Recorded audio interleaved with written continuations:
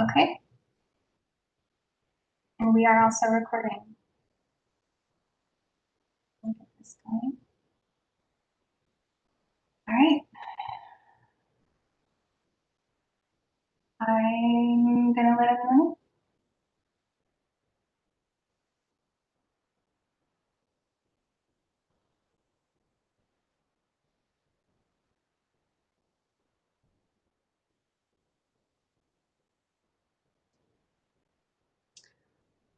Good afternoon. Thank you all for your patience. We are so excited to have you with us this afternoon for the Coronado, the San Diego Bridge Coronado Project advisory meeting number 2. And so appreciate your patience as we manage a couple last minute logistics. We are live streaming this afternoon. And so for those of you who weren't able to join us and who aren't with us this afternoon, that recording will be up on the Caltrans YouTube channel. We'll be happy to share that with you as we move forward. So a couple of logistics as we move through today. Again, we are going to be recording this. We are live streaming. That is in progress. We'd love for you to put comments in the chat as they arise, and we're going to do our best to address all of those at the end. And if there are opportunities throughout, we will as well. And future comments can be sent to the address that you see here on the screen, the ct.public.information.d11@dot.ca.gov, and with the subject Coronado Bridge. A couple of other logistics, just for bandwidth issues, we've got quite a lot to go through today, and so we'd request that for most participants who aren't going to be presenting to turn your cameras off, and you'll remain muted until we get to that Q&A portion. And so I see a couple of you have turned your cameras on, and it is always lovely to see people, especially in this time. But if you wouldn't mind turning those off and leave that for the speakers so we can make sure that this is as seamless as possible, we really appreciate that. Again, comments and questions in the chat. And then as we get to that Q&A portion, we will address all of those and make sure that we hear from everyone.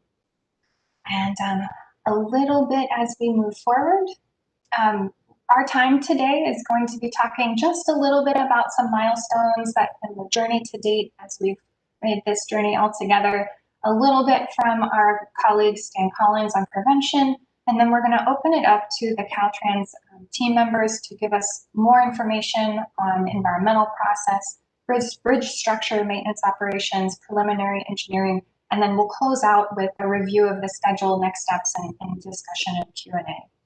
Of course, before that, we'll do some introductions, and then we'll hear from our project sponsor, the director of District 11. All right, so I'm going to go ahead and turn the floor over to Caridad Sanchez of District 11 to introduce all of you. Thanks, Ashley. Welcome, everyone. I know that your time is precious, so I wanted just to give you a brief recap. You know, the Senate Bill 656 requires Caltrans to bring together this group of folks to provide input into the Coronado Bridge suicide deterrent study. Several of these offices on this first page are actually required by law, and then we've also supplemented the committee. So these are the stakeholders from State Legislative Office. I know, Deanne, I see that you're on. Aaron and Bertha are here, Senator Wesso's office. I know that Carolina from Assemblymember Gonzalez-Fletcher's office will be here, a last minute change from Lucas Cruz. And then a few folks are transitioning in and out of office, so I suspect that we will hear from them, and we'll bring them up to date when they come into office. And I see that Coronado Mayor Bailey is here. Thank you, Mayor. And Yenny Palomino from the Suicide Coalition is here. There are also on the next slide is a number of the stakeholders that we've included, that we've expanded upon SB 656. So welcome. I know that many of you are here today.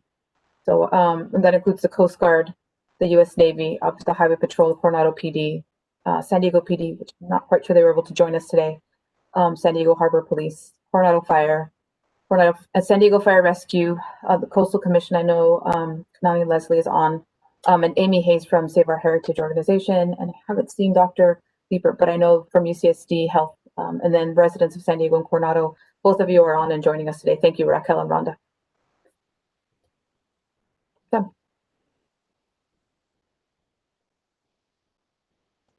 All right, and then we do have the team with us here, shown from Caltrans. So we have Mr. Gustavo Delarda, who we're going to hear from next.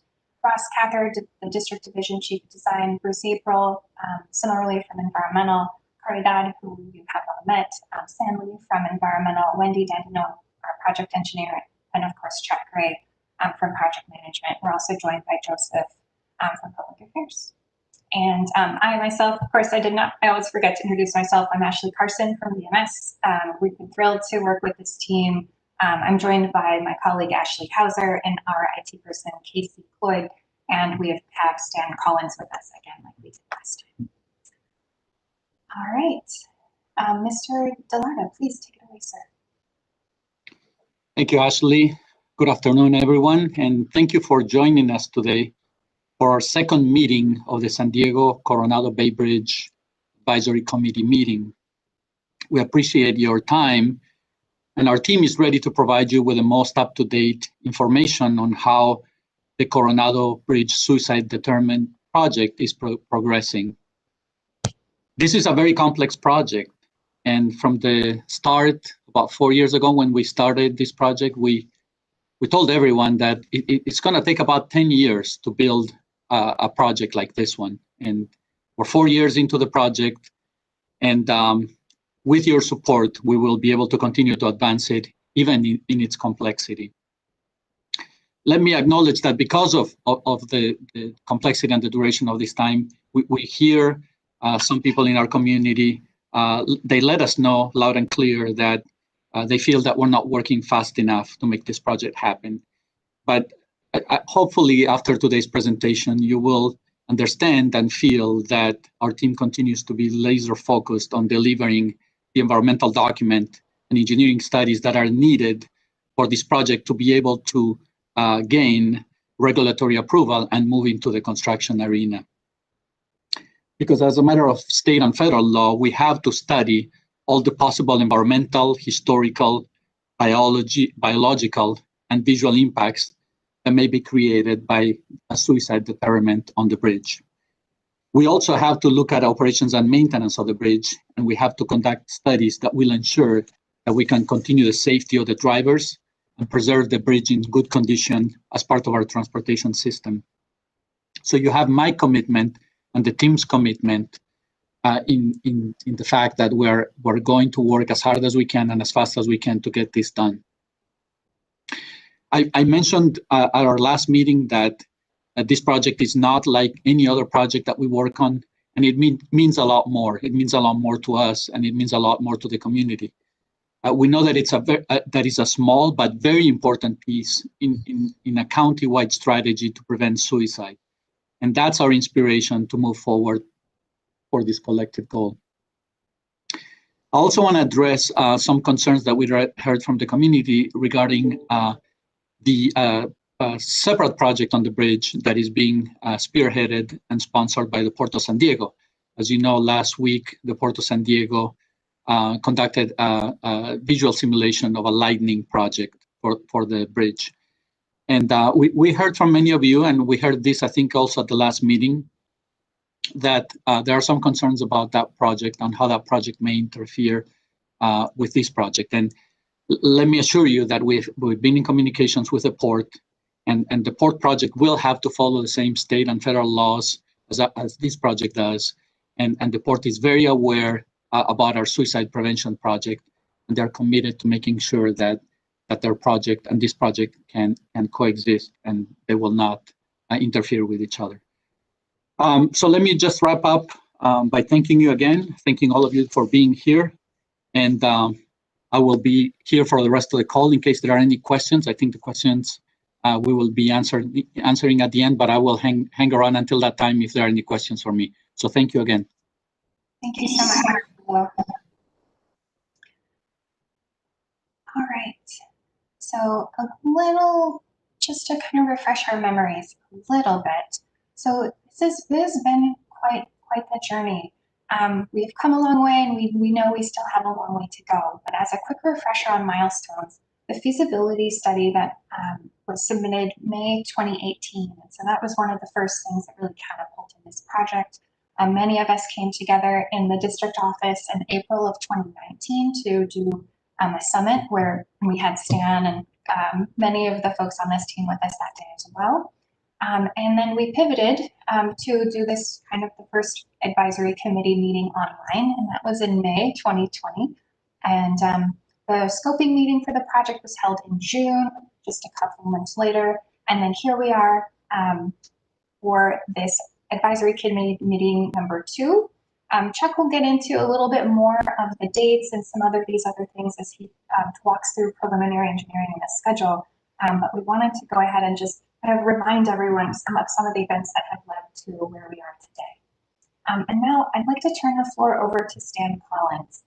He is a renowned suicide prevention specialist in your hometown, San Diego. He was with us last time, and he's just a few reminders for us as we navigate this meeting this afternoon together, and has also been an advisor to our project team, which has been really, really useful. So Stan, please. All right, great. Thank you, Ashley, and thanks to everybody on the team for having me back. So I'm going to spend just a very few quick minutes talking about some of the messaging and some of the key components of the idea of really why we're here for this effort. I want to start on the messaging piece. So, excuse me. As a reminder, as we're going through the day, I'm asking that we use respectful language from the suicide prevention field. So oftentimes we hear people refer to individuals who have died by suicide as having committed suicide. That word commit brings that association of crime or sin, stigma and shame. And so we want to avoid using that term and simply use the term died by suicide. You might also hear people refer to successful versus unsuccessful attempts. We also want to avoid those terms and simply refer to an attempt where someone lived as an attempted suicide or where there was a death as a death by suicide. Another term that is kind of being thrown around now is the term triggered. We'll often hear conversations or events, images might trigger an individual. Rather than using that term, we ask that people use the term activated or impact individuals. Obviously, the term triggered has a couple different connotations that might be negative. So that's just a quick view on the language. Moving on to introduce this idea again, or reintroduce this idea of means safety. So in the suicide prevention field, when we're talking about means safety, what we're really referring to is when someone has been identified as having thoughts of suicide or at risk of suicide, how do we keep that individual safe from the means or mechanisms that they might use to make a suicide attempt? And that's really what this entire effort is about, is how do we help to keep people safe? A lot of the work done around suicide prevention or conversations about the topic focus on why. Either risk factors or situations that might increase risk. We also oftentimes talk about warning signs or behavioral clues that might indicate somebody is thinking about suicide. But one of the most researched parts of suicide prevention, is what we refer to as means safety. So putting barriers or creating space and time between an individual who's having thoughts of suicide and the means to follow through with a suicide attempt. And so going on to the next slide, one of the common questions that comes up is that people will say, well, won't they just find another way? If we remove firearms from their home, can't they just get the medications? If we take the medications, can't they go to the bridge? If we put a barrier on the bridge, won't they just and kick the can down the road? And what we know, and this has been proven time and time again in research studies, is that means safety is one of the most effective strategies for suicide prevention. Also times, majority of the time, individuals will not substitute one means. So if we remove firearms, they will not sub over. If there is substitution of means or mechanisms, it's also important to note the majority of the time they will substitute for less lethal means. And oftentimes we will say that someone who chooses a more lethal attempt mechanism has, if they have greater intent, they will choose a more lethal attempt mechanism. And that's just not the case. The lethality of the mechanism is not determined by the person's intent. And there's been numerous studies, they're all many of them are listed here on the screen, just to again reiterate this point that substitution often does not occur, that means safety works, And the more time and space we can put between somebody who's having thoughts of suicide or eliminating the opportunity for someone to have access to the means, as in the case with a barrier on a bridge, we can really be effective. And the studies, if you review them, what you'll see is that when they reduced access or capacity for people to engage with a mechanism, suicides using that mechanism, of course, went down, but more importantly, suicides overall went down. And that's really the defining point when it comes to means safety. Now, on the next slide, there's a few key points that we can take from the field of injury prevention. And really what we can do, primary prevention is I think we could lump up this idea of a barrier on the bridge as primary prevention. We're trying to prevent the event from occurring in the first place. If an event were to occur, secondary prevention speaks to reducing the injury impact of that. And in the parentheses, you see the kind of comparison to cars. So brakes would prevent the event from occurring in the first place. The crumple zone, the airbags, attempt to reduce the impact of injury. And then tertiary prevention is to mitigating effects of that injury. So rapid response, good trauma care. So if we parlay that over on the next slide into our means safety efforts on the Coronado Bridge, or means safety efforts to prevent suicide in general, a few of the things that we're trying to do, number one, is put the person in a safer environment. Reduce the access to lethal means within that environment, whether weapons, medications, put a barrier between that person. So on a bridge, we can put a physical deterrent. For firearms, we can keep weapons in a safe, unloaded with gun locks, or remove them from the home entirely. Also, one thing that people don't realize often is that although someone may be suicidal or have thoughts of suicide for an extended period of time, typically the moments in which they're capable of suicide only last about 30 to 90 minutes. So one of the things we know is that de-escalation oftentimes will work, whether that person reaches out to a crisis line, they're engaged with first responders or family or friends. The longer we can stay with that person and keep them safe, the less likely they are to go through us with a suicide attempt. And as much as possible with means safety, if they are going to substitute those means, again, hoping or attempting to make sure that those means are less lethal, so that the attempt, even if an attempt is made, that person is more likely to survive. And one of the kind of defining characteristics of all of this is we need to understand that 90% of people who make a suicide attempt will not go on to die by suicide in their lifetime. In fact, 70% of people who make a suicide attempt will not go on to make another attempt. So if we can reduce access to lethal means, there's a majority of the population will not go on to make another suicide attempt if we can prevent that first attempt from being lethal. So the manner in which somebody makes a suicide attempt is really important to suicide prevention. Now on the next slide, I want to share with you just a few resources. Here in San Diego, we're very fortunate and blessed to have the San Diego County Access and Crisis Line, 1-800 or 888-724-7240. Easy way that I remember that is 7 days a week, 24 hours a day, 7 days a week, 24 hours a day, and 0 suicides. And one thing I want to clarify about all of the crisis resources you see on the screen. A lot of times we think of them similar to 911, that there is a threshold of emergency or crisis that we need to surpass before we can engage with these resources. And that's just not the truth. Of course, if you're in crisis, if there's an emergency, contact 911. If an attempt is already occurring, if it's a crisis or there's distress, contact the crisis line. But even if it's just a bad day, if you're not sure, you're worried about somebody and you want to have a conversation with them and you want to get a little bit of coaching up before you talk to them, you're not sure what the available resources are. Maybe this presentation today is going to raise emotions. Many of you are also loss survivors, and you're just going to need to talk to somebody. Whatever the reason, you can contact the crisis line. They can either provide you with the information, the education, the resources, or provide some of that counseling and get you pointed in the right direction. Other resources available are the crisis text line and the National Suicide Prevention Lifeline. If you contact the National Suicide Prevention Lifeline here in San Diego, you're automatically going to be routed to our local crisis line, but that is determined by your area code of your cell phone. So if you don't have a San Diego area code cell phone, you're going to want to call the number directly. Again, that number is 888-724-7240. I encourage anybody out there to take a quick picture with your cell phone and then take some time later and make sure that you type those numbers and save them in your phone, because you'll never know when you need them, and they're a wonderful resource. Finally, in closing, I'm going to let the rest of the team get back to the content. But when I look at the issue of suicide and suicide prevention, it can feel very overwhelming. And sometimes we struggle to figure out what is our role in that circumstance.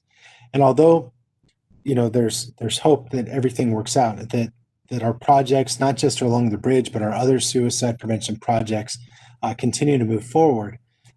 Really, one of the most effective things that we can do to prevent suicide is to continue to talk about it, to embrace our own ability as family and friends to talk with those in our lives, to trust our instincts that if something doesn't feel right, it's probably not right. Because friends and family are really what can provide that hope. Because when you reduce suicide down to its two most basic factors, it comes down to pain and hope. And suicides happen when pain outweighs hope. So in that moment, when you're supporting your family, your friends, realize that you are more qualified than this than you may think you are. And also as friends and family, we have the greatest access to their hope and their pain. And it's sometimes we have to hold their hope until they can see it again. With that, I also just want to compliment all the team members that I've had the opportunity to work for. Mr. Gustavo said it so eloquently later. Although we're talking about nuts and bolts to some degree, we are really talking about not just numbers on a stat sheet, but really lives have been impacted. And I've been so greatly impressed with the passion of the team in making this and continuing to move this project forward. Of course, there are hoops that need to jump through and things that should occur and processes that need to take place. But there is also that human element that the team absolutely sees. And I wanted to take this opportunity and share that with you all here today. So with that, I'm going to go ahead and close out, but I'll be checking out the chat if anyone has any questions. And I'll also be sticking around till the end if anyone has any questions specific to suicide prevention. So otherwise, Ashley, I'll turn it back over to you. Great. Thank you so much, Stan. We're so honored to have you with us and be part of this with us. Okay, so our first speaker to give us more in-depth an update on the environmental process is Stan Lee, the Associate Environmental Planner. All right, you are up, Stan. Hi, everyone. It's good to see so many familiar names again. But for those who are new to the committee, my name is Stan Lee, and I'm the Associate Environmental Planner for this project. For my portion of today's meeting, I'll be going over two topics. First, a quick summary of the public scoping period that happened earlier this year, like Ashley mentioned, and an update on the current status of the environmental process. The public scoping period started with the submittal of the Notice of Preparation to the State Clearinghouse. The scoping period ran for 30 days from Monday, June 15th to Tuesday, July 14th. Public scoping gives the public an early opportunity to provide comments and is required by law as the first step of the environmental process. For public outreach, we did our best to utilize both print and online resources to reach out to potential stakeholders. This included using email, mail-outs, print and online ads in the San Diego Union Tribune, social media, and live updates on the project website. All of the documents prepared were also available in English and in Spanish. Due to COVID-19 and state and local mandates for social distancing, we decided to host a virtual public scoping meeting instead of our typical in-person open house. The virtual scoping meeting was held on Thursday, June 25th from 5 to 7 p.m. Pacific Standard Time on WebEx. The link was posted on the project website the week of, and to maximize attendance, no registration was required. In case people had issues with WebEx or were not available during that time, a recording of the entire event was also posted on the Caltrans District 11 YouTube channel. The meeting started with introductions by our District Director, Gustavo Delarda, and transitioned into a presentation that talked about the project purpose and need, project description and footprint, considerations, alternatives and design variations, and environmental regulations, resources, and impacts. The alternative section also included updated simulations of each alternative and the design variations for multiple key views. Our project manager, Chuck Gray, ended the meeting with closing statements. For security purposes, attendees were not able to unmute, share their screen, or turn on their camera. Instead, we encouraged attendees to use the chat feature to send us comments or ask us questions. During the 2 hours, there was active engagement and interaction between the attendees and our panelist team in this chat feature. And for those that had more in-depth questions, we obtained their contact information and followed up with them in the following weeks. During the 30-day scoping period, we accepted comments through various methods, including district mail, mail through the Caltrans District 11 office, project voicemail, project email, and the chat feature in the 2-hour WebEx event. Several of the comments received were concerned about impacts to environmental resources, and this included visual and scenic resources, specifically the view from the bridge, cultural resources such as the bridge and the Chicano Park murals, and biological resources such as migratory birds and species in the waters below. We also received comments about the alternatives we're proposing, including people's opinions and as well as suggestions on other methods of deterrence. Among these comments were concerns about how the alternatives will impact emergency response and first responders as well. We also heard from those who were generous enough to put to words their stories of loss and how death by suicide has impacted them, their families, and their communities. Now let's go over the current status of the environmental process and what the next steps are. Like I mentioned before, we've completed the public scoping phase, as you can see in the column on the left, and now we're currently developing the alternatives and preparing technical studies, both which are integral to the development of the draft environmental document. Here is a table listing all of the several environmental resources of concern for this project. For each of these, I will be going over the type of technical study we're preparing and any external coordination that may be required. I'll be also going over updates for cultural resources in more detail at the end of the section. To start, for air quality, we're currently preparing an air quality memo and climate change and greenhouse gases analysis. For the air quality memo, concurrence from the Federal Highways Administration, or FHWA, may be needed. For biological resources, we are preparing a natural environmental study, minimal impacts. And due to our previous coordination efforts, it has been determined that additional consultation with resource agencies such as the U.S. Fish and Wildlife Service, National Oceanic and Atmospheric Administration, and the California Fish and Wildlife will not be needed in this phase. While there are no studies needed for coastal zone resources in this phase, we will continue our early coordination efforts with the California Coastal Commission so they're up to date on this project. For community character and cohesion, we will be preparing both a community impacts assessment memo and utilities memo. Several studies will need to be prepared for cultural resources, and each will need individual approval from the State Historic Preservation Officer, or the SHPO. Consultation with the SHPO to obtain concurrence for each of these documents are sequential and cannot be done concurrently. At this moment, we're coordinating with the SHPO for the Historic Resources Evaluation Report, or HRER. Once we obtain concurrence, we can move forward with finalizing the finding of effect in the individual Section 4F evaluation. For those who aren't familiar with Section 4F, it refers to Section 4F of the U.S. Department of Transportation Act, which requires transportation projects such as this one to consider park and recreation lands, wildlife and waterfowl refuges, historic sites during project development.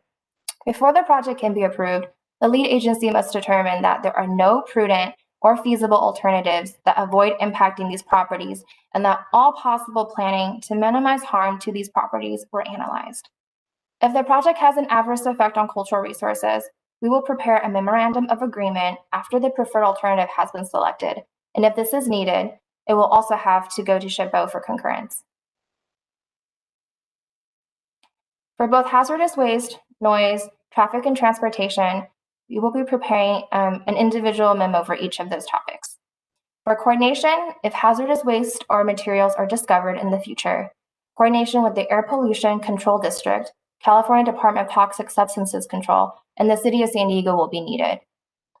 For 4F, discussion about potential impacts or avoidance measures for parks and recreation will be discussed in the Section 4F evaluation. Ashley, can you go back one slide, please?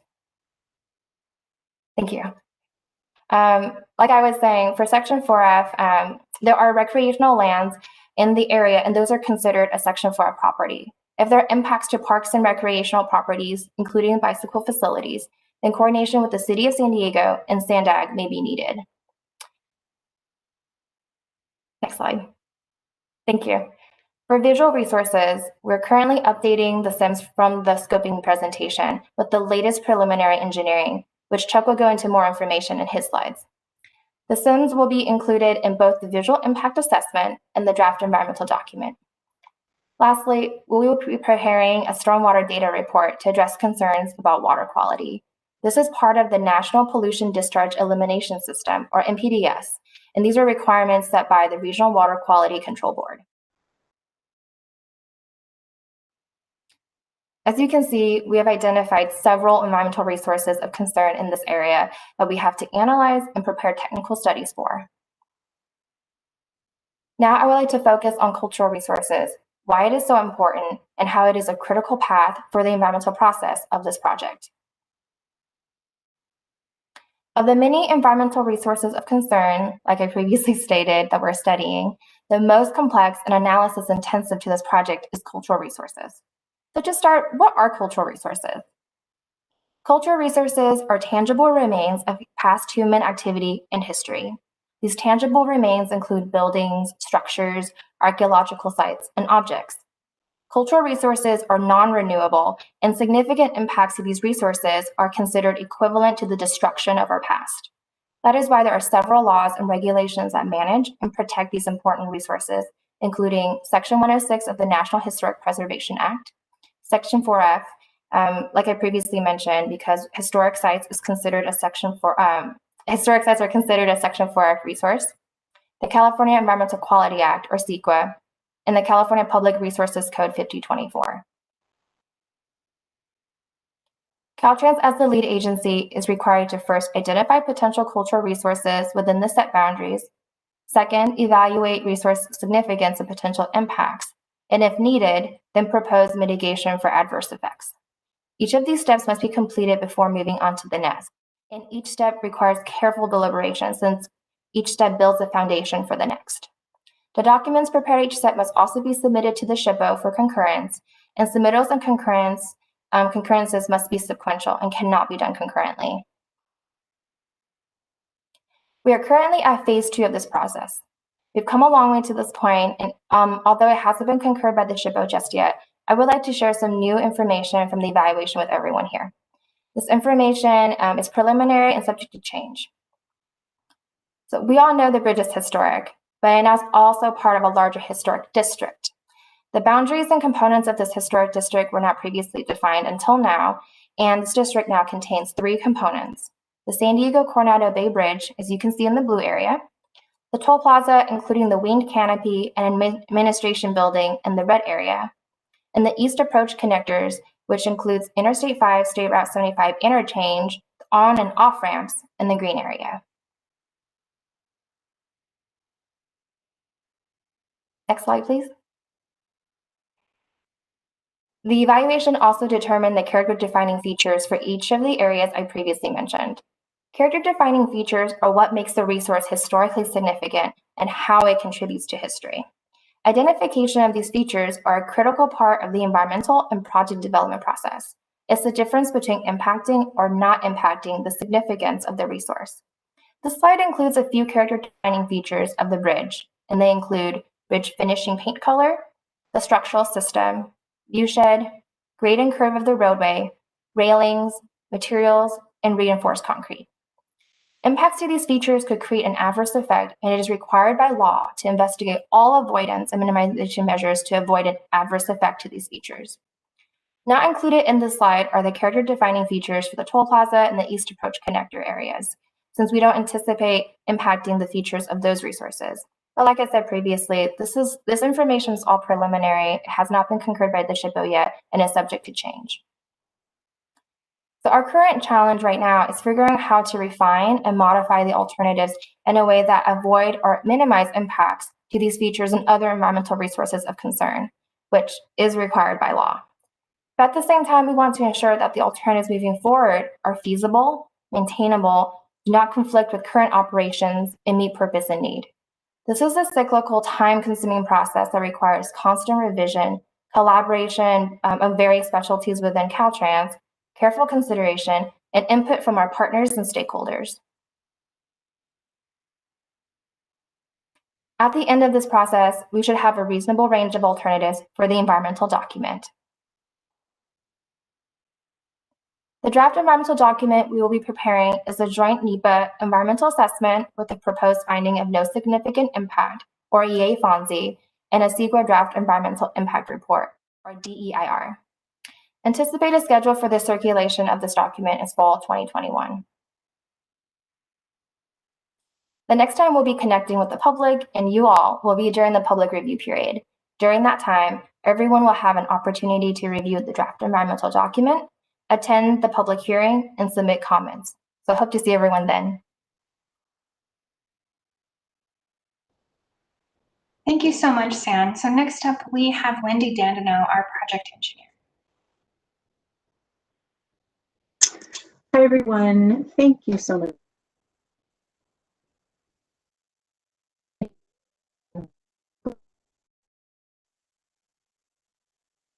The structure and the maintenance operations for the Coronado Bridge to help set some context for some of the decision process and challenges that we've been working through with this project.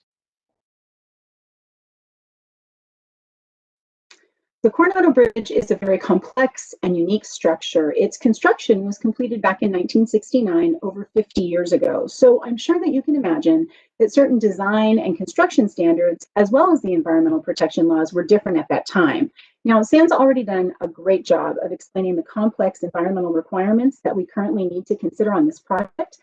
And now I'm hoping to give you an idea of the complexity of the bridge structure itself. I'm going to cover three main topics in regards to the bridge structure: the length and horizontal curve, the height of the structure, and the various structural sections. The San Diego Coronado Bridge is approximately 2 miles long. From the toll plaza on the Coronado side to where it connects to Interstate 5 on the San Diego side. Now, technically, not all of this is part of the Coronado Bridge itself, but it all needs to be considered when evaluating where and how best to apply a deterrent to the structure. Unlike many other bridges, part of the Coronado straight, while another part is composed of a large 90-degree curve. Both straight and the curved sections need to be considered separately for some of the analysis of the engineering aspects, as well as the attachment and constructability of a deterrent. Chuck will be getting into this a little bit more in his presentation, and we will also be discussing this at future meetings when we go more in depth into the alternatives. But for now, just keep in mind that this is something that needs to be considered in the solutions that we explore. In addition to being long with both straight and curved alignments, the Coronado Bridge is also a very tall structure. The tallest part of the bridge is the navigable channel, which is located between piers 18 and 21. This part of the bridge is up to 242 feet high at the deck level. But the navigable channel is not the only part of the bridge that's tall. In fact, almost the entire bridge is at least 100 feet tall, from just after Pier 6 on the Coronado side to almost all the way to the connectors on the San Diego side. So in addition to the height and alignment differences on the bridge, the superstructure of the bridge varies in both type and height of the girder sections. The two most notable differences are the box girder, or the enclosed box section over the navigable channel spans, and the steel plate girders, or individual steel girders with open bays in between, in the other steel spans of the bridge. Both the box and the plate girders vary in their maintenance needs and access issues, as well as their structural analysis. In addition to the different types of superstructure, the different sections of the bridge have different girder heights. The box girder is the deepest section at 25 feet. And adjacent to the box girder, there are plate girder transition sections. The depth of those taper from 25 feet down to 18.7 feet. And then again from 18.7 feet down to 14 feet. Most of the remaining plate girder spans are a consistent depth of 14 feet from one side to the other. Now, this is with the exception of the first three spans on the Coronado side, in which girders are only 9 feet deep before they transition up to the 14 feet. And 2 spans on the San Diego side, in which the girders are 11 feet deep. These 11-foot girders, steel girders, are at the transition to the concrete girder spans, which vary in depth from 6.5 to 8.5 feet. I know that was a lot of detail, but what I wanted to illustrate was that as we evaluate the various vertical and horizontal alternatives, their structural requirements, their attachments, their impacts on maintenance and other operations, we have to consider all of the different combinations of alignments, heights, structural sections, and girder depths separately. It's like evaluating each alternative for implementation on several different bridges. One final bridge feature that I wanted to explain are the expansion joints. These are located periodically on the bridge to accommodate movement from expansion and contraction, as well as the movement from traffic. When we consider putting a deterrent on top of the bridge rail, we need to consider this movement and make sure that the alternative can move along with the bridge without creating an opening. So let's talk about maintenance. Maintenance of the Coronado Bridge is absolutely essential to its safety and operation. While we often think of maintenance activities that keep the bridge looking good, like trash pickup and painting it its characteristic blue color, a large part of the maintenance is actually for the safety of the traveling public. Things like concrete repair or corrosion control, as well as inspections for fatigue and stress. It currently takes 2 full-time crews totaling 17 members to maintain the bridge, plus additional personnel for periodic inspections. To ensure the continued service of the bridge in years to come, it's critical that the deterrents do not prohibit the ability to inspect and maintain the bridge. In other words, for an alternative to be viable, the bridge must be maintainable. I'm going to cover 3 main areas of maintenance: bridge maintenance and closures, painting operations, and routine and fracture critical inspections. One of the most visible maintenance activities is bridge closures. Closures are needed for any number of different operations, such as movement of materials, trash collection, or deck repair. Due to the traffic demands on the bridge, only small closure windows are available and typically cannot exceed 4 hours. Maintenance is required to squeeze necessary operations within that small window, including setting out and picking up the closure. So we need to make sure that any alternative that we propose doesn't significantly impact the time that they have to complete their work in that time frame. Another commonly known maintenance activity is trash collection. When considering an alternative for a deterrent, we need to anticipate and consider if that alternative will create additional maintenance effort. So let's talk a little bit about spall repairs. Spalling, which is defined as concrete fragments breaking off of a larger piece, is a normal occurrence on bridges, especially in a marine environment. Now, this usually occurs because water has found its way down through the concrete and causes small amounts of corrosion or rust, which prevents the concrete from adhering to the steel. At the level that you see here, this is not a structural concern. However, if left unaddressed, it can become a structural issue. To repair this, the damaged concrete needs to be removed, first by saw cutting and then hand chipping or jackhammering out before retreating the steel and repouring the concrete to fill the hole. And spalling can occur anywhere there's concrete on the bridge, which includes the bridge deck, the pier legs, and also the bridge rail, but not just the side of the rail that can be easily accessed within a closure. Spalling can also occur on the back side of the bridge rail, as well as the overhang of the deck. When spalling occurs in these areas, the crews need to be able to safely access them to repair the spalls before they get any worse. This usually involves a bucket truck called a U-bit, which we'll talk a little bit more about later, which enables the crews to go over the side of the bridge in a safe manner to perform the needed repairs. So painting is another important operation on the bridge, but not just to keep the bridge looking good. Coating the components of the bridge protects them from the elements and helps reduce corrosion. It's a very important part of prolonging the life of the bridge and keeping it in safe and good working order to serve its users.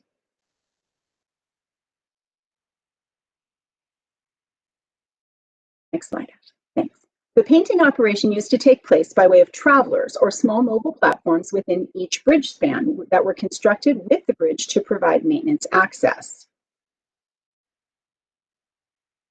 These are 8-foot platforms that run the width of the superstructure and are powered by motors or tractors that can be transferred from one traveler to the next over the pier cap that move them along the underside of the bridge. About 15 to 20 years ago, new regulations and requirements in terms of containment made these travelers impractical for painting the bridge, and so they're no longer used for this purpose. Even when they were used frequently, they were difficult to maintain.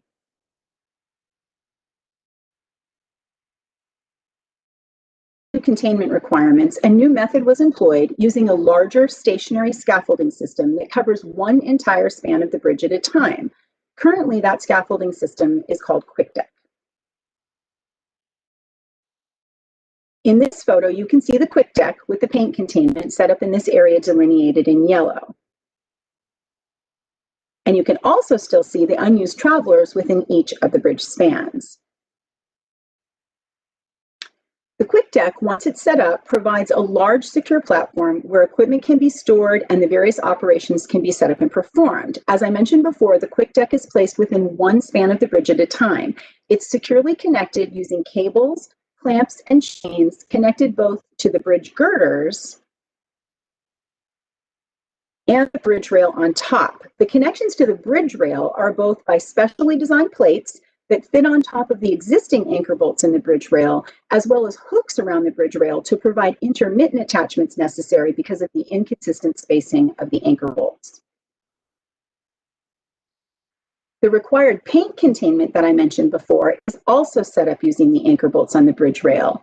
A cable is strung across the top, as we see here, that is used to support and raise a curtain that will completely contain all of the sand blasting and paint overspray from the operation before it's able to escape into the environment or the waters below. One other important operation that's needed to facilitate the painting of the bridge is the use of the crane truck to deliver tools and materials to the Quick Deck. The truck is parked within a closure and uses a crane to lower materials over the side of the bridge rail to a receiving crew down on the Quick Deck below.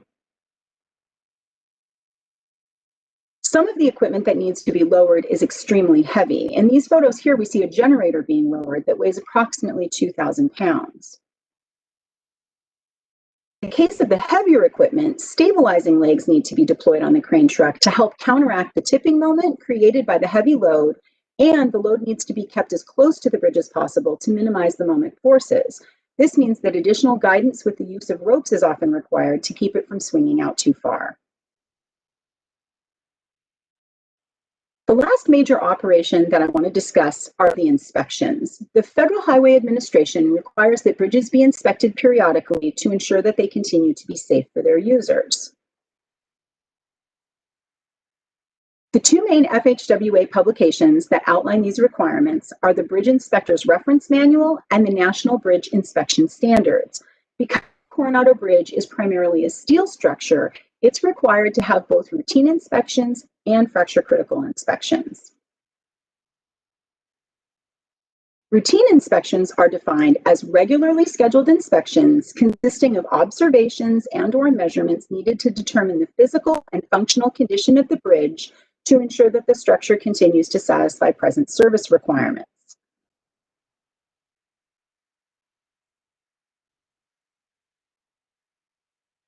Fracture critical inspections differ in that they focus on steel members in tension and require a hands-on inspection within an arm's length of the individual members.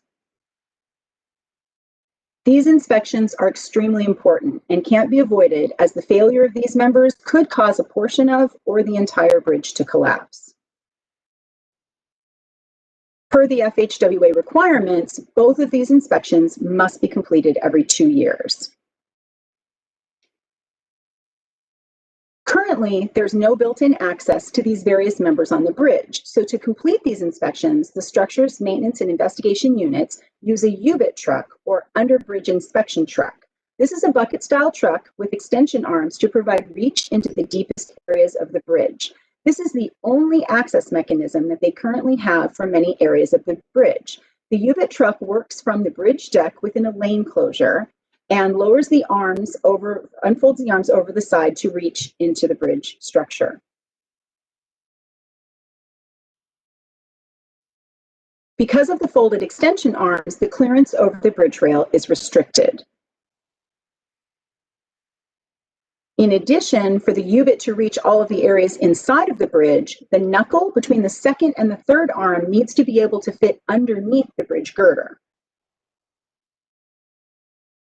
This enables arms 3 and 4 to reach up into the bays and provide the access within the inspector's arm's reach necessary for the fracture critical members to be properly inspected. In the deeper sections of the bridge, it's necessary to lower the first arm to within inches of the bridge rail for the knuckle between arms 2 and 3 to fit underneath the bridge girder. One final consideration that I wanted to share is the working space between the bridge rail and the larger trucks. Both the crane truck and the U-bit truck are quite large and take up almost the entire lane width of the closure. Crews must pass back and forth between the truck and the bridge rail, as it is unsafe and not permitted to pass on the live traffic side. The amount of space for the crews to pass is extremely limited, especially when the stabilizing legs of the crane truck are deployed, leaving no room for any additional fencing to be folded down into the closure.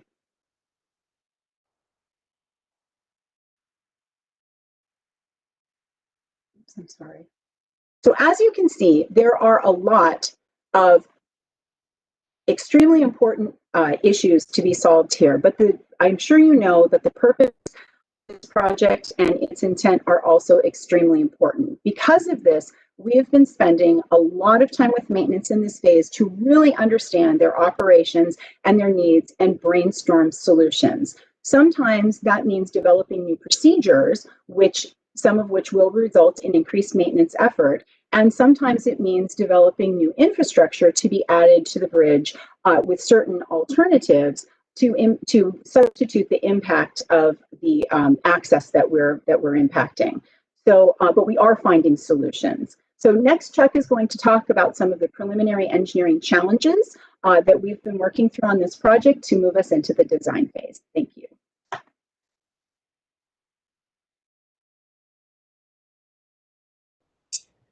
Okay, Mr. Chuck Gray, take it away, sir. Thank you, Ashley. And good afternoon, everyone. I'm Chuck Gray. I'm the Caltrans project manager, and I want to thank you for joining us this afternoon.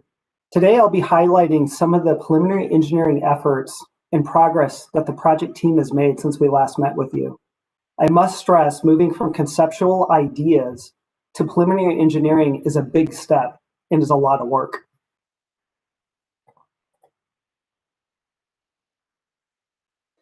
Research and analysis is needed in order to establish the principal design parameters, such as determining where do the physical deterrent limits begin and end, how tall will the vertical deterrents be, and what are the dimensions of the horizontal net.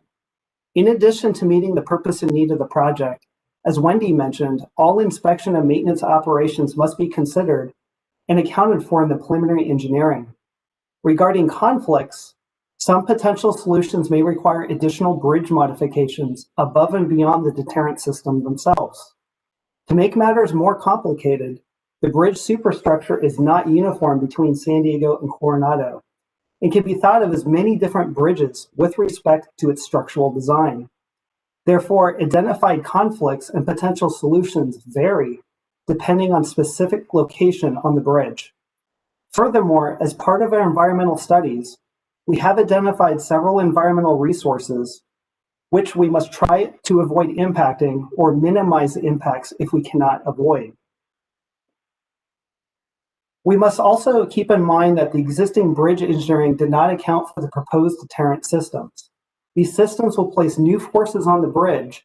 Therefore, we need to analyze the risk of additional bridge modifications in order to support the installation of these deterrent systems. Furthermore, we must also engineer for motor vehicle safety. As an initial step, we needed to establish the limits of the physical deterrent system. This was very important because we need to consider and evaluate all relevant factors in and around the physical deterrent limits. In order to set the deterrent limits, Caltrans had to consider several factors, including available information regarding existing research pertaining to suicide deterrent systems. We had considered the height of the bridge over water and over land, and also researched how that correlates with potential lethality. It's important to remember that the bridge is tall throughout, not just at the summit over the 3 shipping lanes. We considered event history, knowing not all events occurred at the summit. We also considered the purpose and need of the project, to reduce suicide attempts, deaths by suicide, and bridge closures due to these events. These were all key contributing factors in the decision process.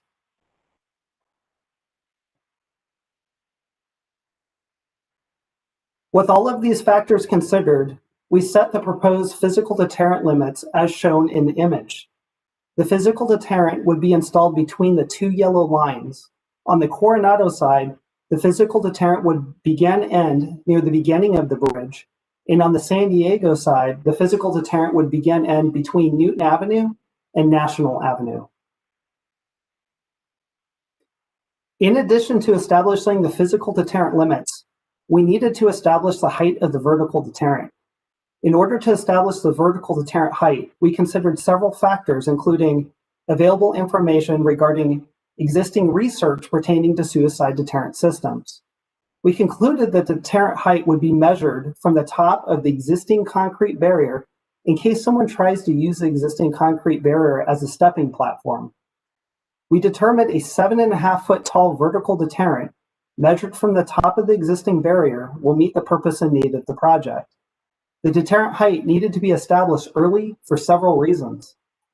The original engineering of the bridge did not include or account for a suicide deterrent system. The height of the vertical deterrent has a direct role in the amount of force that would be placed on the existing barrier and structure. This is a fundamental piece of information that is needed to assess the potential risk of additional structure modifications that may be needed to accommodate the installation of a new vertical deterrent. Also, with the established barrier height, we could also begin identifying potential inspection and maintenance operations conflicts. Again, it's critical that the deterrents do not prohibit our ability to inspect and maintain the bridge. Furthermore, the barrier height must be accounted for in our environmental studies. The taller the vertical deterrent, the greater the environmental impact. Just like all highway projects, our engineering must account for motor vehicle safety. Vertical deterrents will be comprised of metal structural supports combined with a net, cables, or fence-like materials. Metal supports will be considered as fixed objects, or in other words, the metal support members may not significantly yield if struck by an errant vehicle. Based on our current design standards, fixed objects, such as the vertical support members, must be set back by approximately 16 inches from the top inside face of barrier, as shown by the white dimension arrows. By offsetting the deterrent, we will create additional forces on the structure. If you can imagine holding a dumbbell weight close to your body, and then imagine holding that same dumbbell weight with your arm fully extended out, it's harder to hold that weight when your arm is fully extended out. This is the same concept with regard to the location of the deterrent with respect to the bridge. In order to achieve the offset requirement, while also minimizing impacts to the existing bridge barrier, which has been identified as a character-defining feature of a historical resource that we need to avoid or avoid minimizing our impacts to, we devised a special deterrent mounting system as shown in this image. The mounting system is comprised of a continuous steel plate. In the image, it's colored dark blue, that will mount directly to the top of the existing concrete barrier by using existing top anchor bolts, in addition to installing new lower anchor bolts. This is another fundamental piece of information that is needed to assess the potential risk of additional structure modifications and environmental impacts related to the vertical deterrents. Continuing with motor vehicle safety, we also needed to perform stopping sight distance analyses. You may be asking, what is stopping sight distance? It's the distance required by drivers to bring their vehicles to a stop. We perform stopping sight distance analyses along curves and where there are changes in roadway alignment. Stopping sight distance analyses were performed to determine how far drivers would be able to see ahead of their vehicles should a vertical deterrent be installed. In reference to established physical deterrent limits, we identified 6 locations that needed to be individually analyzed. Arrows on the image point to the 6 locations studied. Instead of presenting details of all 6 analyses, in today's meeting, we will focus solely on the blue highlighted curve in the southbound direction of State Route 75, as pointed out by the blue arrow on the Coronado side of the bridge. This photograph is taken on that southbound curve. Minimum sight distance is based on vehicle speed. Faster traveling vehicles require more distance to stop. Slower traveling vehicles require less distance to stop. We can all think of our own past experiences in bringing our vehicles to a stop while traveling down a slow residential road versus bringing our vehicles to a stop in a high-speed facility. The distance required to bring our vehicles to a stop is the minimum stopping sight distance, which is also the minimum distance in which drivers need to see ahead of their vehicles. In this photo, drivers can currently see ahead of the silver SUV. Please pay close attention to the area pointed by the gold arrows. This virtual simulation illustrates the potential sight distance impact if a vertical deterrent were to be placed on top of the existing concrete barrier. At this example location, due to the horizontal curve and driver's viewpoint, the proposed vertical deterrent posts and materials will align in such a way to form a visual obstruction, especially in the area between the arrows. Sight distance will also be impacted beyond the arrows. The length of available stopping sight distance is dependent on the offset distance to the obstruction. The further out the deterrent is installed from the existing bridge barrier, the greater the available stopping sight distance. However, the greater offset distances will result in greater forces to the bridge. Just think of holding that dumbbell weight that I referred to earlier further and further away from your body. Greater forces come with greater potential risk of needing additional structure modifications, such as replacing the existing concrete barrier to accommodate the installation of a vertical deterrent. Also, the further out the deterrent is installed, there will be an undesirable horizontal space between the concrete barrier and the vertical deterrent. Additional inspection and maintenance challenges will occur the further out the deterrent is placed, and may also lead to increased environmental impacts. Our stopping sight distance analysis for vehicles traveling at the existing speed limit of 50 miles per hour resulted in an unreasonable deterrent design offset. This offset would be so great that it puts the need to replace the existing concrete barrier at a much higher risk. Based on our findings, we are proposing a 20-inch offset measured from the top inside barrier face in lieu of a larger offset. This offset will be used along the curb in the southbound direction and will provide stopping sight distance for vehicles traveling 45 miles an hour and slower. As part of this decision, we're also proposing to reduce the southbound State Route 75 speed limit to 45 miles an hour. All right, I'm going to shift gears and start talking about vertical clearance as it pertains to the horizontal net alternative. Bridge heights, bridge superstructure depths, and the drop distance to the horizontal net are all factors needed to determine if there will be any vertical clearance impacts. The table shows a summary of the superstructure depths as shown between the gold and red arrows in the image. The table also summarizes the different types of superstructure components. As you can see in the table, there's a lot of variation along the bridge, hence, we can think of this bridge as multiple different structures, which all must be individually accounted for in the preliminary engineering. As Wendy mentioned, there are 3 shipping lanes under the summit of the bridge. Under the right conditions, the highest naval ship that is either ported at the naval facility or at the facility for repairs only has 2 feet of vertical clearance as it passes under the bridge. Therefore, the existing vertical clearance in the 3 shipping channels cannot be reduced. In order to establish the fundamental size and placement of the horizontal net, we first needed to establish the drop height.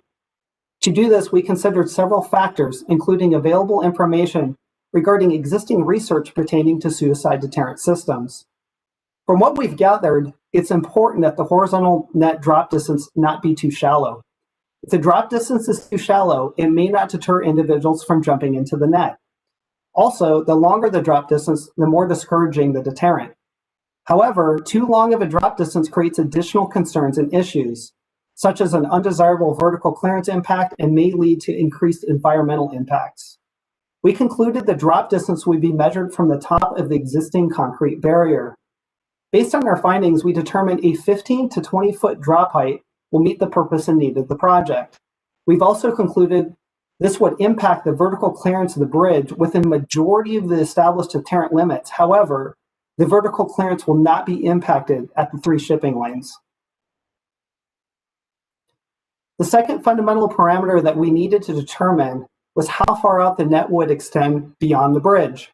In order to determine the horizontal reach distance, we had to reference physics, specifically projectile motion. We also had to research the ability of humans while accounting for biometrics with regards to human jumping. It's important to note that there's a direct correlation with drop height and net reach. The greater the drop height, the further out the net will need to extend beyond the bridge. We concluded the horizontal net reach distance would be measured from the top outside concrete barrier face. Based on our analysis, we're proposing an 18-foot horizontal reach for a 15-foot drop height, and we're also proposing a 20-foot horizontal reach for a 20-foot drop height. The deterrent drop distance and horizontal reach distance are needed to be established early for several reasons. Just like the vertical deterrents, the original bridge engineering did not include or account for a suicide deterrent system. The location and size of the horizontal net deterrent has a direct role in the amount of force that would be placed on the existing structure. These established fundamental engineering parameters are needed to assess the potential risk of additional structures modification that may be needed to accommodate the installation of a horizontal net deterrent. Also, now that we have the proposed drop height and net reach ranges, we could also begin identifying potential inspection and maintenance operations conflicts. This information will also be used to evaluate potential impacts to environmental resources. As mentioned earlier, we have concluded the bridge vertical clearance will be impacted along a majority of the established deterrent limits if a horizontal net were to be selected and installed. However, the vertical clearance will not be impacted over the 3 shipping lanes. These preliminary sketches illustrate 6 different locations along the structure. As you can see, depending on the location, the support attachments will differ.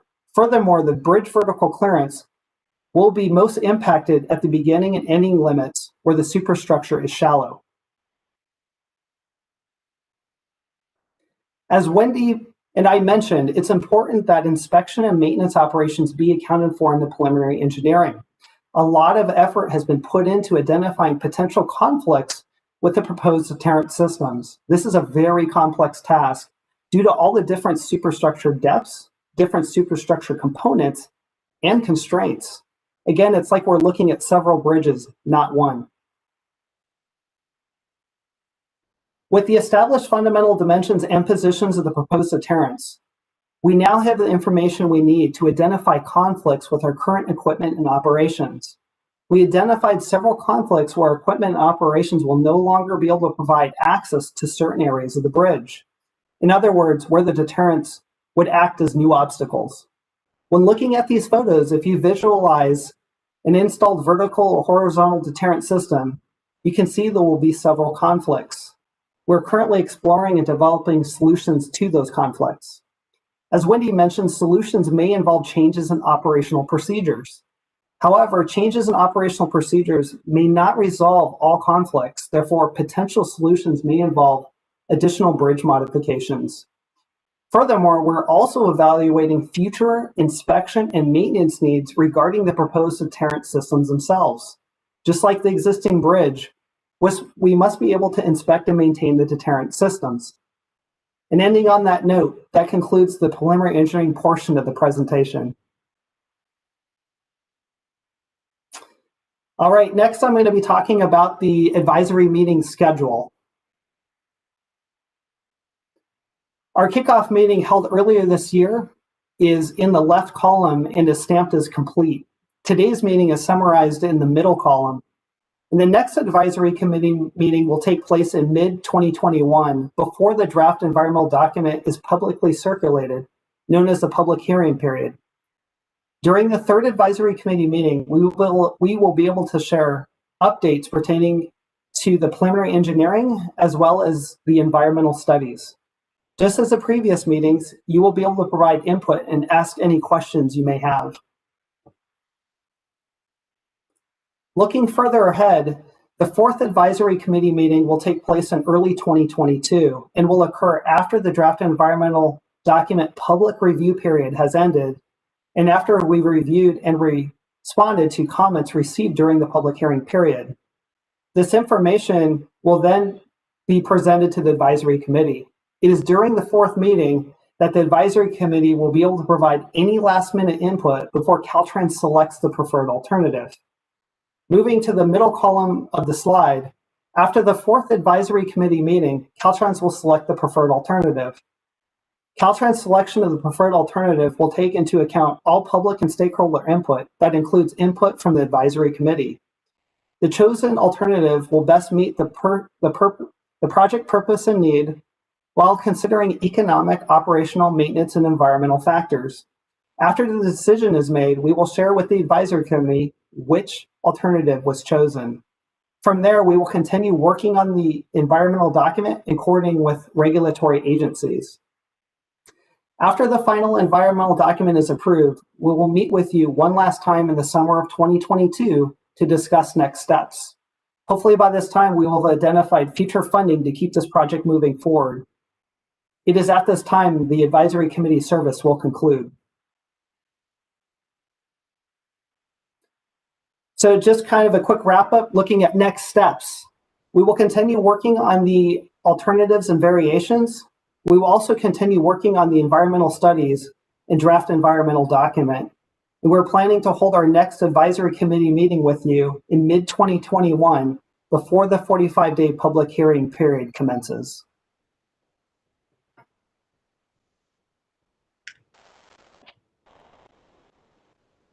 All right, Chuck, thank you so much. I know that was a ton of detail. I've only seen one question come into the chat, but if those of you two do have questions and you haven't put it in there yet, we're working on a response to the one that we did receive. But if you want to hover over the hand in the chat window, if you have something you'd like to add, we can go that route. You can also type your response in the chat and then I will unmute you. All right, I'm Amy, Dr. Amy Liebert. I'm going to request to unmute you, so you should get that and should be able to unmute yourself. Hello. Perfect. Can you hear me? Yes, we can. Great. I want to thank everyone for all of the amazing work that they put into delineating the specific challenges to coming up with a viable, very important solution to this public health problem. What concerns me is the timeline in getting this project really successfully underway. And I have greatest respect for the need for all the impact studies and engineering. But since the last time we met, I have personally taken care of a person who has fallen victim to the bridge and have spent many hours in attempts to save his life.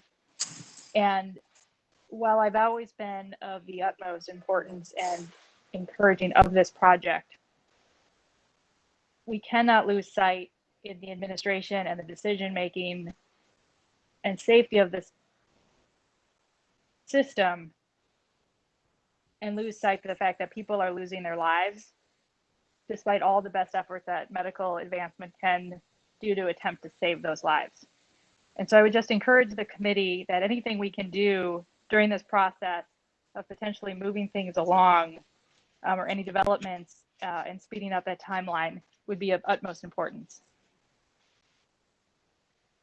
All right, Dr. Liebert, thank you so much for your comment. I don't want to speak on behalf of the team, so I would invite any of them to respond as well, but it is certainly well noted. So Chuck, Wendy, San, anything you'd like to say in response, or Caridad, of course? This is Chuck. I do want to mention that the team is on the same page. We definitely there's a personal touch with this project and understanding the importance of trying to get something on the bridge as quickly as possible. And it is very challenging and it is difficult that we're having to go through looking at, I guess, all of these details that makes it very complicated. There's also the process that we need to follow through with the environmental side of it. And so we are going as quickly as we can. We're working very hard. We're doing the best we can to reach solutions and identify conflicts as rapidly as possible, because we do want to, have something viable and available to be placed into construction as soon as possible. But I want to thank you for, sharing that touching note, and we all feel that personal side as well. Thanks, Chuck, and thank you again, Dr. Liebert, for your comment. I'm not seeing any other hands shoot up in the participant pane, and if you're not clear exactly where to find that, if you open the participant pane in your window, it will pop up, and then there is a little hand next to your name you could raise. You can also, you're welcome to put your question or comment directly into the chat, and we will go through those. Okay, Yenny, I'm going to send an unmute request, and you should be able to unmute yourself now. Great, thanks, Ashley. I just wanted to get a little bit more of information on the funding part. I know it was mentioned briefly that we would need to find funding for it to actually be built. So what is sort of the plan with that, or how do we start that conversation? Because I would hate for us to be at the end of this long process already and then need another long process of finding the funding. So any thoughts on that? Yeah, absolutely. So I'm going to turn this over to the team and let them answer. Hi, this is Chuck again. So yes, we are actively looking at available funding avenues. This project is a bit interesting. The funding that has brought us to our current path, it hasn't followed the normal path for other transportation projects. And so right now we're focused on really trying to get that environmental document complete to show that we're ready for that next step in the project. But we are currently and actively looking for any avenues, any support that we can get from members on this team and others. We would take that. But it is something that makes this project a little bit challenging because it doesn't fit that normal transportation mold. But we are actively looking for avenues to fund the next steps of this project. Right, and we also received a private question regarding the lighting of the bridge and whether it went through, and I believe it says through this process. I believe that referred to the environmental process that San had walked us through. So I'm going to turn the floor over to her to respond. All right, thanks, Ashley. So as far as the port's lighting project goes, as District Director Delardo previously mentioned in his opening statements, that project is the lead agency for that project is the Port of San Diego. And they're the ones who have and will be preparing the environmental document for the various lighting testing and permanent installation projects. So for the test projects, yes, we have received their categorical exemptions, and we've also worked closely with him to ensure that they met the requirements set by the California Coastal Commission's coastal development permit. And we did all of this before issuing the encroachment permit that allowed them to do the testing work. As for the permanent installation of the lighting, we're continuing to work with the Port of San Diego as a responsible agency to ensure that they meet state and local environmental laws. Great, San. Thank you for that. I hope that we have one more. How long did it take, San? How long did it take the Port to complete the process? That just came in from Yenny in the chat.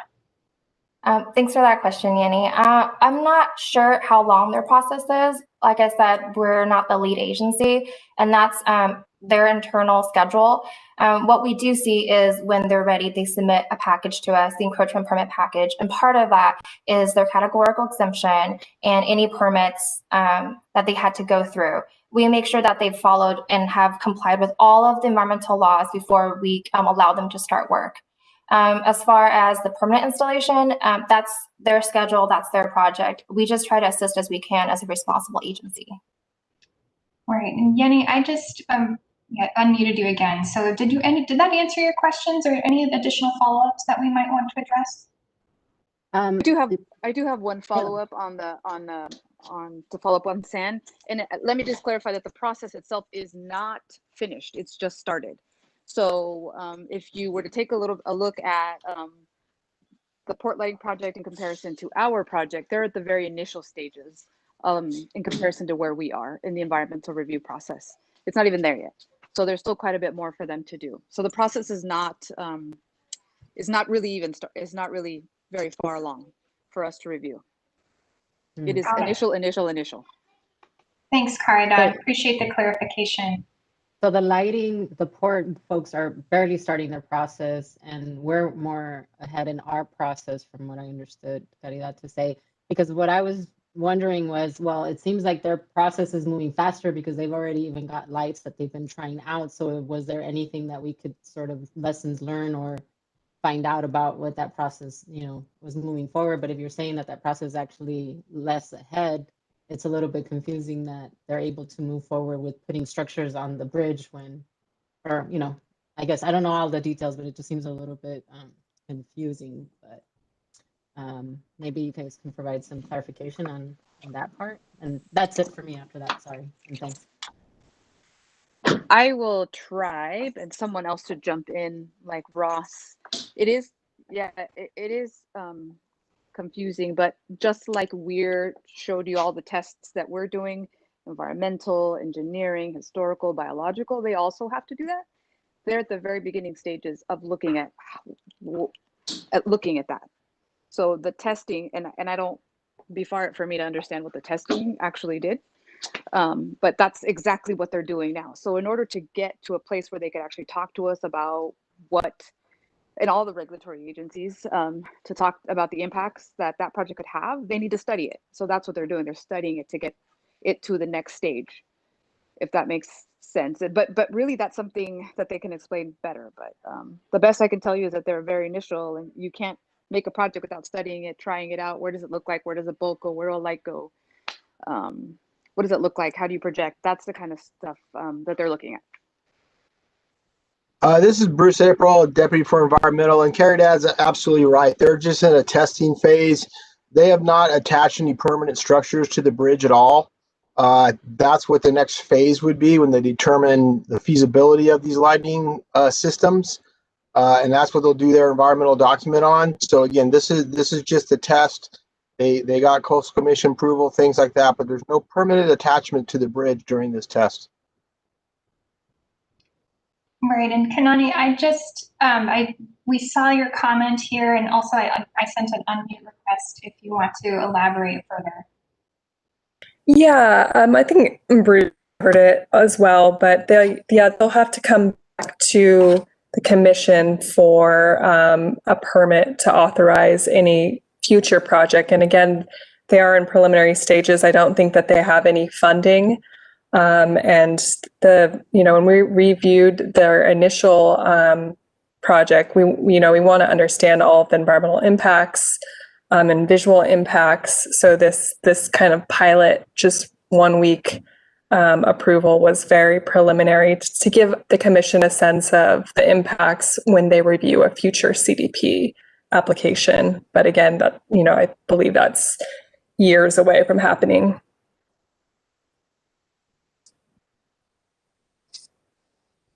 Okay, great. Thank you so much for clarifying even further.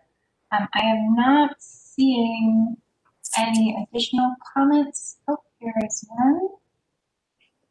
It looks like it's coming in from Erin. So Erin, give me 1 second so I can navigate to you. And you should be able to unmute yourself and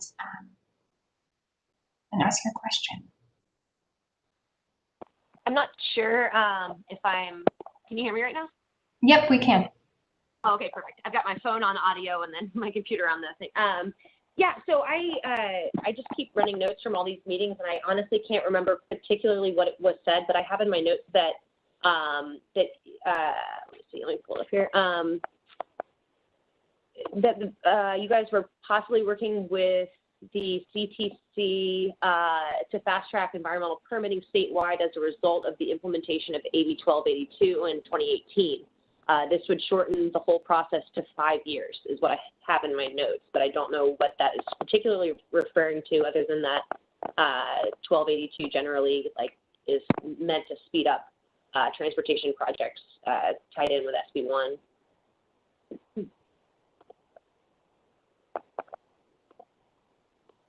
All right, great. I'm going to see if Mr. Chuck Gray can respond to that one.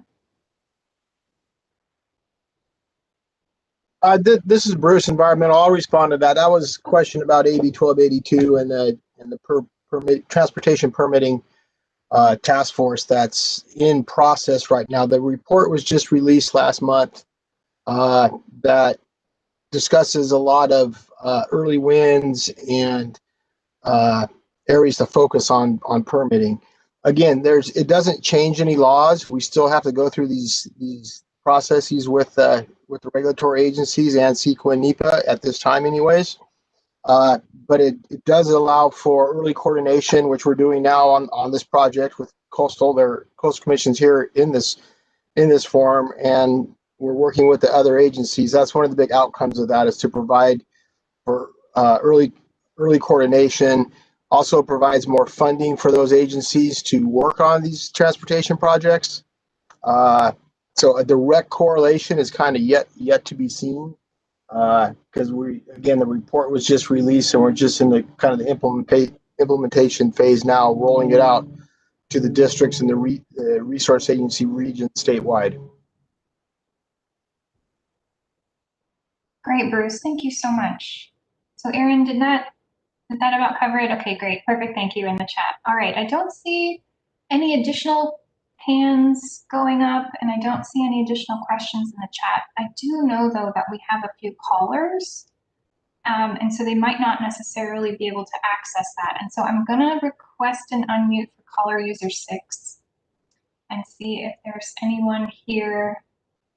Hopefully that comes across on your phone, and see if there's a question we can answer. So if you were calling in, you should have seen a notification there.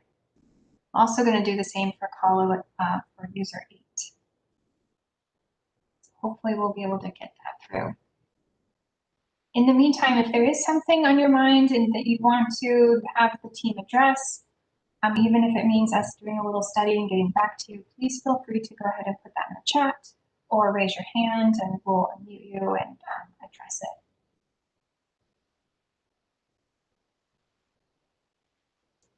Okay, no takers, I see.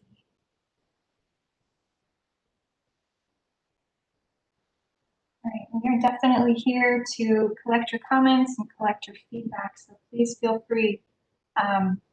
Otherwise, you know how to reach out to Caridad, and she'll be on top of all of those requests and get back to you as soon as possible. While we're waiting just for any final things, is there anything from the team, any additional things you would want to talk through or before we start our closeout?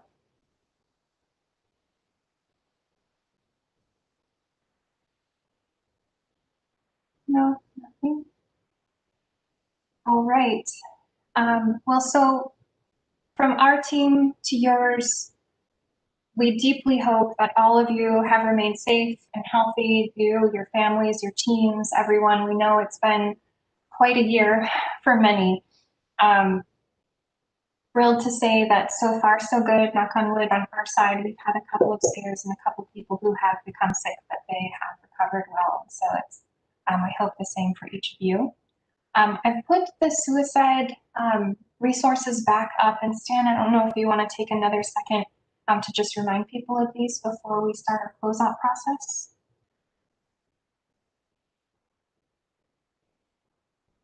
Sure. So again, just a reminder about the San Diego County Access and Crisis Line, available 24/7. You can call them directly at 888-724-7240. Again, not just for crisis or emergencies, but if you have questions, looking for resources, you can also contact the National Lifeline or the Crisis Text Line. They're two separate organizations. You can text hello to 741-741. Also, I would just encourage folks, if you're looking, we're talking about means safety at a point when someone has already made a plan for suicide, but one of the most effective strategies that we can do is help people from getting there in the first place. And we do that by recognizing the warning signs, not being afraid to talk openly and directly about suicide. You can learn more about this at up2sd.org. So the letters up2sd.org. You can learn more about mental health and suicide prevention. It's our county funded mental health suicide prevention awareness campaign. And you can also contact the San Diego County Suicide Prevention Council if you're interested in receiving training so that you're more equipped to recognize and respond to risk. And you can go to SPC for Suicide Prevention Council, so spcsandiego.org. So lots of resources, and this is a heavy lift to prevent suicide. It takes all of us. So please get educated. Please don't be afraid to have the conversation. And again, this effort that we're doing on the bridge is just one spoke in the wheel. And there's a lot of other efforts underway as well. So thanks everyone for being here, and thanks for the chance to speak. Yeah, thank you again so much, Stan. All right, I'm going to go ahead. I'm going to unmute everyone. So you should be able to now unmute yourselves. So if there are any final questions, you have that freedom. We really respect your time and are so appreciative that you're able to join us today. If you do have anything else, please let us know. So I'd say last call for questions or comments. And Rhonda, it looks like you unmuted yourself. Did you have something you'd like to share? I just wanted to thank you all for all the work you guys are doing. Really, really appreciate it. You're very, very welcome. Thank you so much for taking the time to spend your afternoon with us and talk through all the details. I know there was quite a bit. I know every time I work with this team, I learn so much. All right, any other final words from folks that you'd like to share before we close out? Looks like we have a comment from Erin in the chat. Thank you so much for your hard work on this important project. And thank you, Erin, for being here and for your questions.